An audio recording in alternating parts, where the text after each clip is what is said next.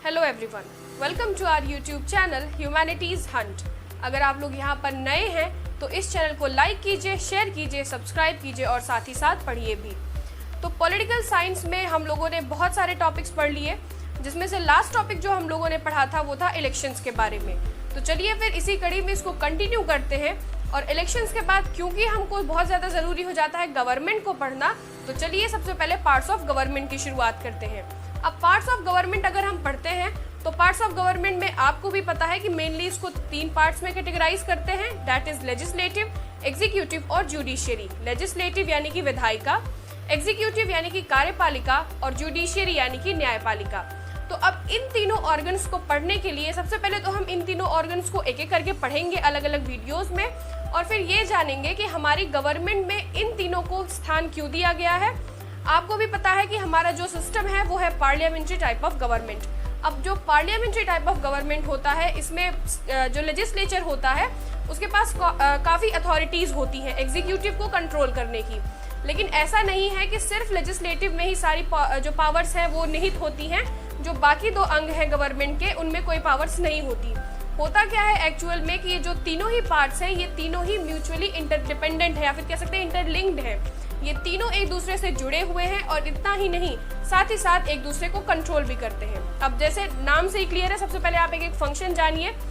Legislature की हम लोग बात करते हैं तो लेजिस्लेचर यानी विधायिका, इसका काम क्या है? बिल को बनाना यानी कि लॉज को बनाना।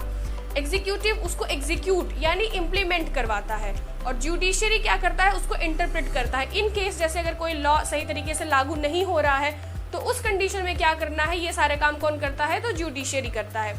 लेकिन ये तीनों ऑर्गन्स एक दूसरे पर कंट्रोल रखते भी हैं और साथ ही साथ एक दूसरे से कंट्रोल होते भी हैं। कैसे? जो लेजिस्लेचर है यानी कि जो हमारी विधायिका है, इसके पास पूरा पावर होता है जो एग्जीक्यूटिव है इसको क्वेश्चन करने की।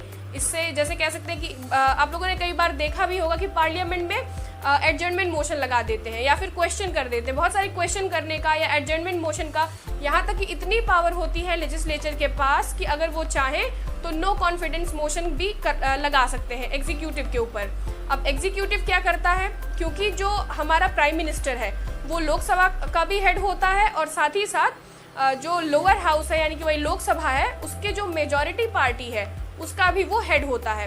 अब क्योंकि वो उसका भी मेंबर है, साथ ही साथ आगे हम लोग देखेंगे कि जो प्राइम मिनिस्टर होता है वो एग्जीक्यूटिव का भी मेंबर होता है, यानी जो एग्जीक्यूटिव पार्ट है गवर्नमेंट का उसका भी मेंबर होता है। तो इस तरह से जो एग्जीक्यूटिव है ये कंट्रोल करती है लेजिस्लेचर को। और जुडिशियरी की अगर हम लोग बात करें तो जो पार्लियामेंट है हमारा वो क्या कर सकता है कि जैसे जो कभी भी जैसे कोई गलत लॉज बना दे या कुछ ऐसा जो कह सकते हैं ना नल एंड वॉइड हो, जुडिशियरी के पास ये पूरी पावर है कि वो उस लॉ को बिल्कुल मतलब खराब या किसी उसको मतलब हटा सकता है। तो ये एक तरह से मतलब तरीके हैं जिसमें लेजिस्लेचर, एग्जीक्यूटिव और जुडिशियरी एक दूसरे को कंट्रोल करते हैं। तो चलिए फिर सबसे पहले पढ़ते हैं लेजिस्लेचर यानी कि विधायिका। इसके नाम से ही क्लियर है लेजिस्लेचर का क्या फंक्शन है? विधि यानी कि कह सकते हैं कि लॉ बनाना, लॉ मेकिंग। लॉ बनाने का जो भी प्रोसीजर है वो लेजिस्लेचर के पास है। अब लेजिस्लेचर को भी अगर हम लोग कैटेगराइज करें तो इसको हम लोग 2 पार्ट्स में कैटेगराइज कर सकते हैं। एक है सेंट्रल यानी केंद्रीय स्तर पर और दूसरा है स्टेट लेवल पर। अब केंद्रीय स्तर पर हम लोग सबसे पहले लेजिस्लेचर के पूरे कह सकते हैं कि पार्ट्स को देख लें अगर, तो केंद्र स्तर पर जो लेजिस्लेचर है यानी जो विधायिका है इसको पार्लियामेंट यानी कि संसद के नाम से जानते हैं। और पार्लियामेंट भी आपको पता है, पहले पिछले वीडियोस में भी हमने डिस्कस किया था कि ये 2 पार्ट्स में डिवाइडेड है, राज्यसभा और लोकसभा।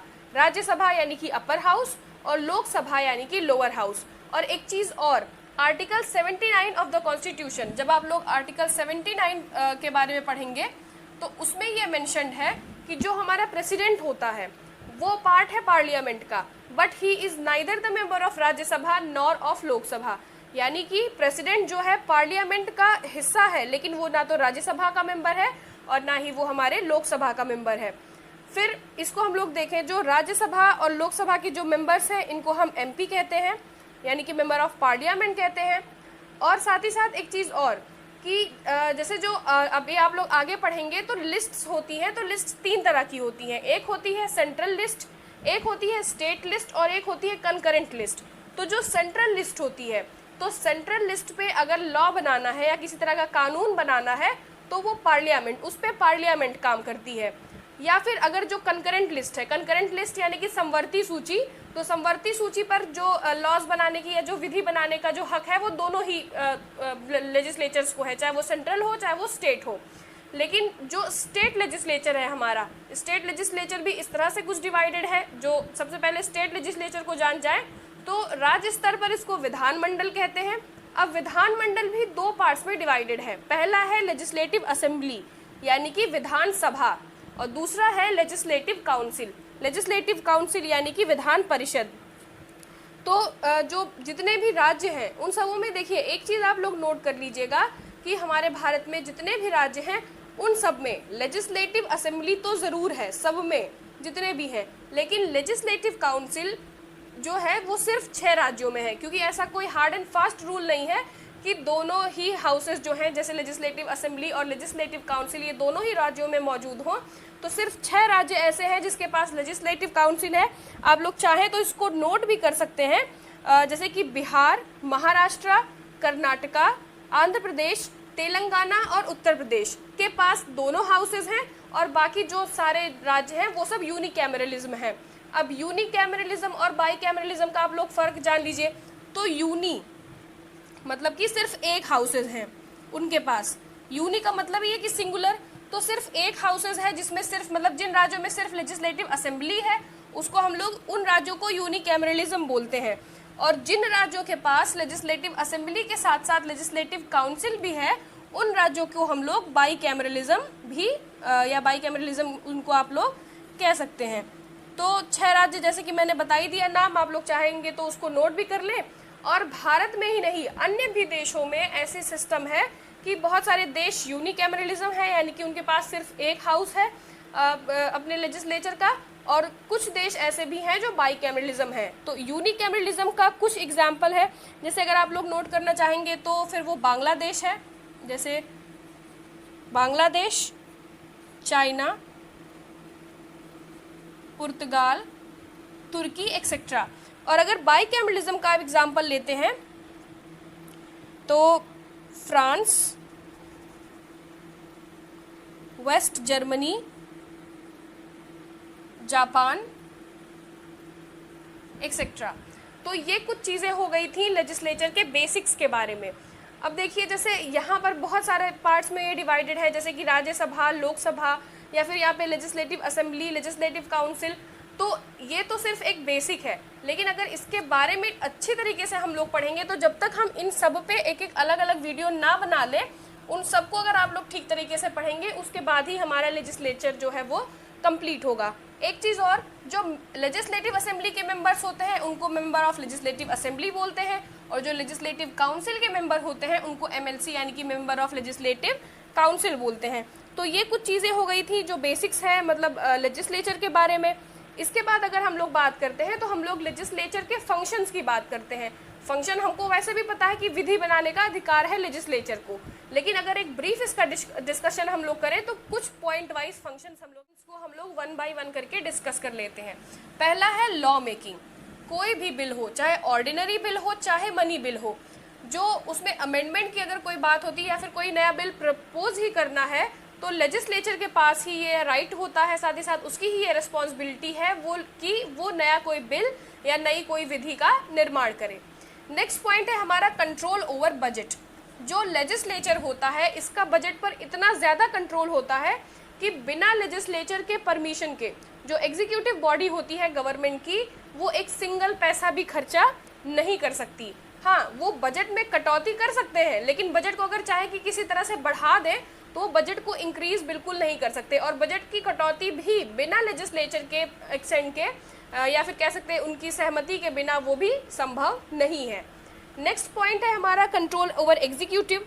अब कंट्रोल ओवर एग्जीक्यूटिव हम लोगों ने पहले ही कहा कि जैसे इनके खिलाफ नो कॉन्फिडेंस मोशन ला देंगे, सेंसर मोशन ला देंगे, एडजर्नमेंट मोशन हो जाएगा, या फिर क्वेश्चन भी करते हैं। बिल्कुल कह सकते हैं ना कि एग्जीक्यूटिव पूरी तरह से जवाबदेह होता है लेजिस्लेचर के लिए।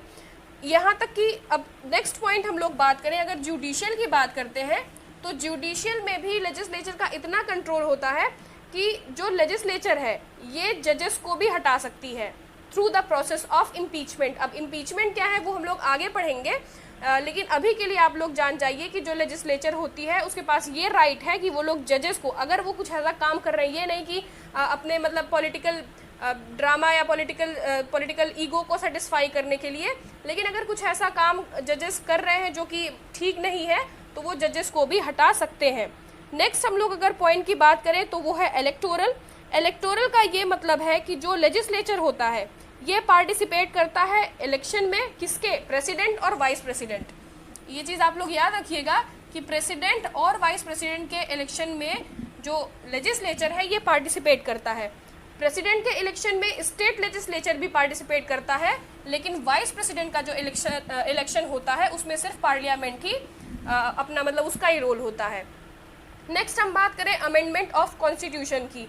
बाकी की पार्लियामेंट्री टाइप्स ऑफ गवर्नमेंट की तरह भारत में भी जो कॉन्स्टिट्यूशन को यानी हमारे संविधान को अमेंड करने का यानी इसमें कुछ संशोधन करने का जो हक है या जो अधिकार है वो लेजिस्लेचर के पास है। इसमें ज़्यादातर क्या होता है कि 2/3 बहुमत ज़रूरी होती है कॉन्स्टिट्यूशन को अमेंड करने के लिए, और कुछ कुछ ऐसे भी केसेस होते हैं यानी कुछ ऐसे भी बिल्स होते हैं या कुछ होते हैं जिनमें 2/3 मेजॉरिटी के साथ साथ स्टेट लेजिस्लेचर का भी हाफ यानी कि हाफ ऑफ मतलब कि जो स्टेट लेजिस्लेचर है उसका भी 1/2 सहमति होनी चाहिए, लगभग आधी, तो ही आप लोग मतलब कॉन्स्टिट्यूशन में ये अमेंडमेंट कर पाते हैं। लास्ट पॉइंट है हमारा राइट टू रिमूव जजेस। तो राइट टू रिमूव जजेस में पहले ही हमने बता दिया कि जैसे कि जो प्रोसेस ऑफ इम्पीचमेंट है उसके थ्रू ये लोग जजेस को हटा सकते हैं। तो साथ ही साथ ये इंडिया में ही नहीं बाकी भी जो कंट्रीज है जैसे कि जो चाइना है, सोवियत रशिया है, इंग्लैंड है या फिर यूएसए है, तो वो सारे भी कंट्रीज के पास राइट है टू रिमूव जजेस through the process of impeachment. तो ये सारे फंक्शंस हो गए लेजिस्लेचर के। अगर आप लोग देखेंगे भी कि तो लेजिस्लेचर के फॉर्मेशन के बारे में article 79 of the constitution in part 5 जिसका नाम है द यूनियन में मेंशन्ड है, यानी कि जो कंपोजिशन है पार्लियामेंट का वो आर्टिकल 79 पार्ट 5 जिसका नाम द यूनियन है उसमें प्रेजेंट है। लेकिन साथ ही साथ अगर आप लोग स्टडी करेंगे 79 से लेकर 123 आर्टिकल की, उसमें आपको पार्लियामेंट या फिर कह सकते हैं जो लेजिस्लेटिव बॉडी है उसके बारे में आपको 1 by 1 पूरा डिटेल डिस्क्रिप्शन दिया हुआ है, लेकिन उतने की हमको ज़रूरत नहीं है, बस कुछ ही चीज़ें हैं जो हमको जाननी है। ये तो हो गया लेजिस्लेचर के बारे में कुछ बेसिक्स। अब इसको अगर हम लोगों को बहुत ब्रीफ डिस्कशन करना है तो फिर हम उसको एक एक चीज़ एक एक पॉइंट को हम लोग उठाएंगे और उसके ऊपर एक अलग से सेपरेट वीडियो बनेगी, उसके बाद ही ये लेजिस्लेचर हमारा कंप्लीट होगा। Thank you.